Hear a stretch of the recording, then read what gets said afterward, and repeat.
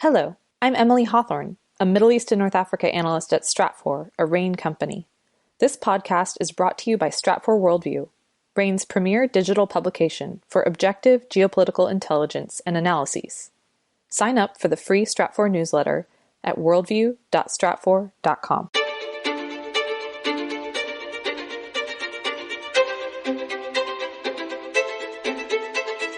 Welcome to RANE's Essential Geopolitics podcast powered by Stratfor.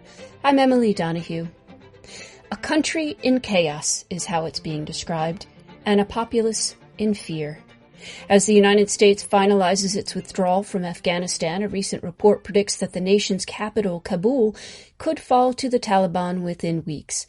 What would that mean for the country? Here with answers is Ekta Raghuvanshi, Stratfor South Asia analyst for RANE. Welcome to the podcast, Ekta. Thank you, Emily. Pleasure to be here. Can we hop right in? Maybe you could give us an overview of the current situation in Afghanistan. Sure, I would love to. So we know since the withdrawal began in May, the Taliban has intensified its offensive to capture and gain control of territories in Afghanistan. Its strategy was initially to focus on the countryside and gain territories there, while surrounding the provincial capitals to put pressure on the government before attacking the cities itself. As we know now, Taliban controls about 65% of the territory in the country. It has also gained strategic border crossings and access and control to them throughout its borders from Iran to China, effectively cutting off the revenue system of the government. The major ones being the Iranian crossing of Islam Kala and the Pakistani crossing of Spin Boldak, which was also its access to the sea. Taliban now has captured 9 out of the 34 provincial capitals in the country. So it is moving very fast and it understands the advances in the country. Taliban also carried out an attack in Kabul city in the past week, targeting the acting defense minister, which also shows its capability to invade even the protected zones in the capital. Taliban is naturally moving very fast to secure its gains. The Afghan security forces, on the other hand, appear to be losing ground due to the lack of communication, the morale, and they have lost the support of the US contractors who helped them maintain their air fleet. The air cover that was provided by the US was a major part of tackling the Afghan fighters on the ground. Now the US is helping the Afghan soldiers through airstrikes, but it is uncertain if these airstrikes would continue after the complete withdrawal from the country. Ekta, what you're describing makes it look like a takeover is seemingly imminent. If that's the case, what would Afghanistan under another Taliban rule look like? Unfortunately, it is an uncertain future for Afghanistan, but there are a few scenarios that could emerge out of the current situation. It looks like we will see some form of civil war in the country, which could be multi-front and multi-party.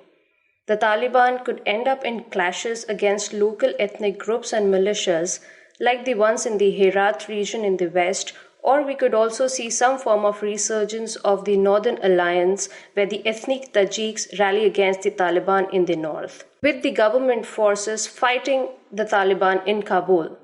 We know that such militias are already fighting alongside the government, but in the long run, we could see infighting among such groups as well, because their loyalty to the government is not binding. Afghanistan is an ethnically diverse region where the groups are further divided by difficult terrain, and due to the instability in the country in the past decades, a conventional sense of national unity has not been formed. Another scenario could be a forceful takeover by Taliban, but this seems less likely because Taliban would like to avoid condemnation from the regional neighbors as well as international community. There is one other scenario where we can see some sort of political situation that could emerge, where Taliban wields substantially greater power in the future governance of the country. And Taliban seems to be in a stronger negotiating position currently on account of its territorial gains. So this is also one of the likely outcomes. What is important to note here is We do not see a foreign actor or a regional player intervening in Afghanistan, at least militarily. There could be diplomatic outreaches with Taliban or the government, but we do not see an outside player coming in like we have seen in the past. Well, in that case, what might other countries in the region consider their security implications with this impending change in Afghanistan? Yeah, there are very serious implications for the neighborhood and the region as a whole. We can categorize it like for the Central Asian countries. For most Central Asian countries of Uzbekistan, Turkmenistan, Kazakhstan, as well as Tajikistan, the most important concern is the refugee flow and the refugee crisis into their own countries.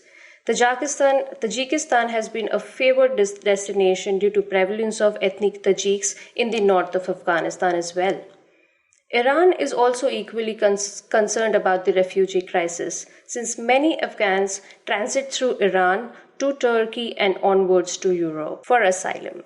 Borders of such countries are currently being secured with intense and increased military presence to deal with the fallout of the violence in their territories. For example, we have seen Tajikistan has deployed additional 20,000 troops in the past month. It has also carried out military exercises with Russia, and many such exercises have been planned in the near future. Pakistan itself, which has a huge boundary with Afghanistan, is concerned about its own security, since Taliban control over Afghanistan would give space for groups like Tehreek-e-Taliban Pakistan or TTP, which could train and carry out attacks in Pakistan, which targets Pakistan particularly. In the case of China, we see it is concerned about the resurgence of groups like ETIM or East Turkestan Islamic Movement, which is a Muslim separatist group founded by militant Uyghurs, members of the Turkic-speaking ethnic majority in the northwest China's Xinjiang province. Naturally, in the extended neighborhood, terrorism in India is a major concern. Groups like the JEM or the Jaish-e-Mohammed and the LET or the Lashkar-e-Taiba have been known to operate from the border regions of the Afghanistan-Pakistan region. An unstable and volatile Afghanistan could provide strategic depths for such militant groups to carry out attacks. Also, as per the recent UN report, the Taliban is being aided on ground by fighters of groups like Al-Qaeda, ETIM, TTP and IMU, which significantly increases the risk of terrorism in the region and the West alike. Ekta Raghuvanshi is Stratfor South Asia analyst at RANE. Thank you so much. Thank you, Emily. You can get regular updates on South Asian geopolitics. Sign up for our free newsletter from RANE. Find out more at worldview.stratfor.com. That's worldview.stratfor.com. I'm Emily Donahue. Thanks for listening.